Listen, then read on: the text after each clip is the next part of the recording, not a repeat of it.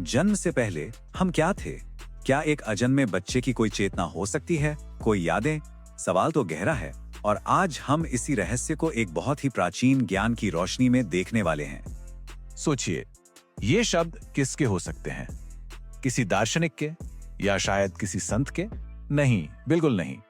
ये शब्द एक ऐसी जगह से आ रहे हैं जहां तक हमारी सोच भी नहीं पहुंच सकती। जी हां, एक प्राचीन भारतीय उपनिषद ये दावा करता है कि जन्म से भी पहले गर्भ के उस अंधेरे में एक आत्मा पूरी तरह से सचेत होती है, और सिर्फ सचेत ही नहीं, वो इस तरह के गहरे दुख को महसूस भी कर रही होती है। तो ये सारा ज्ञान हमें मिलता है गर्भ उपनिषद से, और ये ग्रंथ अपने आप में बहुत अनोखा है। पता है क्यों? क्योंकि ये सिर्फ अध्यात्म या फिलॉसफी की बात नहीं करता। ये भ्रूण के विकास, मतलब कि बायोलॉजी, और मोक्ष के दर्शन, इन दोनों को एक साथ बुन देता है। तो सवाल यह है कि ये यात्रा शुरू कैसे होती है? इस उपनिषद के अनुसार जीवन की शुरुआत आखिर होती कैसे है?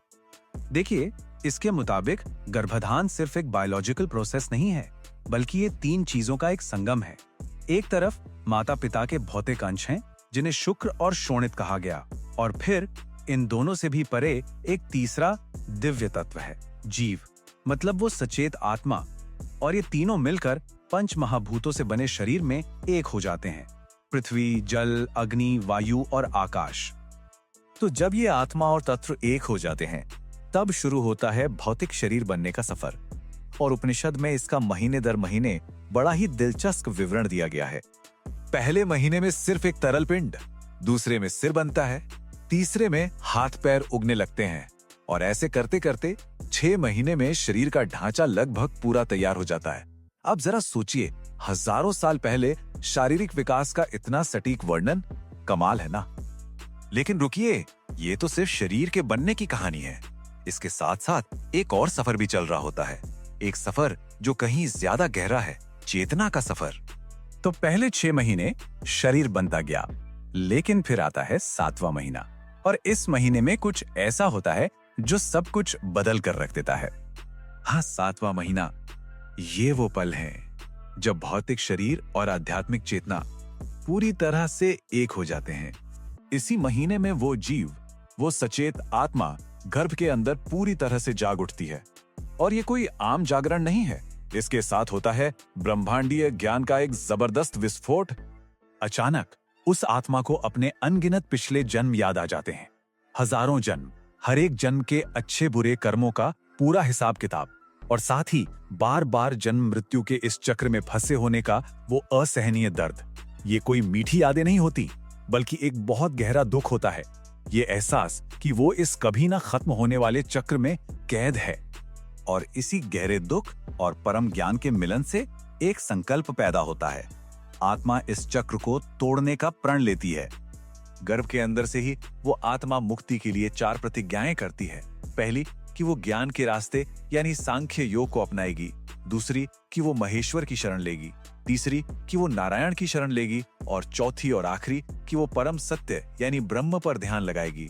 सोचिए, चेतना की उस सबसे ऊंची अवस्था में लिया गया ये एक महासंकल्प था। मगर एक मिनट, अगर गर्भ में आत्मा इतनी ज्ञानी है, तो फिर हम सब उस ज्ञान के साथ पैदा क्यों नहीं होते? वो सब यादें कहाँ चली जाती हैं? यहीं पे इस कहानी का सबसे आखिरी और शायद सबसे भावुक मोड़ आता है।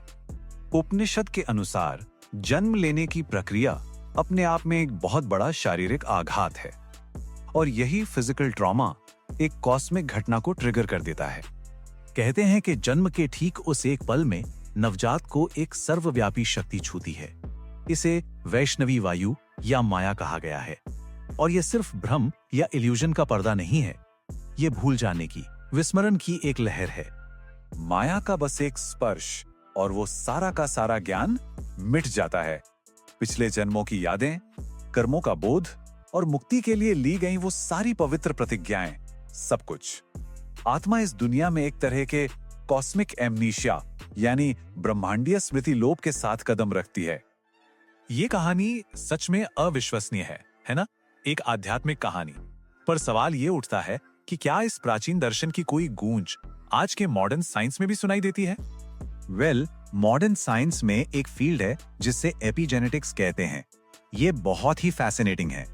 ये हमें बताता है कि कैसे हमारे अनुभव, जैसे कि हमारी डाइट या हमारा माहौल, हमारे डीएनए को बदले बिना ही ये तय कर सकते हैं कि हमारे कौन से जीन्स एक्टिव होंगे और कौन से नहीं।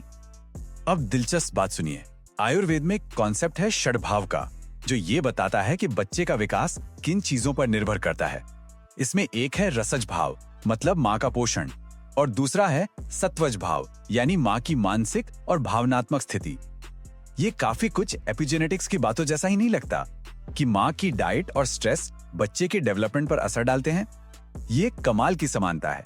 ये दिखाती है कि कैसे हजारों साल पुराना ज्ञान आज की साइंटिफिक खोजों से मेल खा सकता है। तो आखिर में गर्भ उपनिषद हमें एक बहुत गहरे सवाल के साथ छोड़ जाता है। सोचिए, अगर हम अपना असली उद्देश्य, अपना सारा ज्ञान जन्म के वक्त ही भूल जाते हैं, तो क्या ये पूरी जिंदगी बस उसी भूली हुई प्रतिज्ञा को फिर से याद करने का एक सफर है?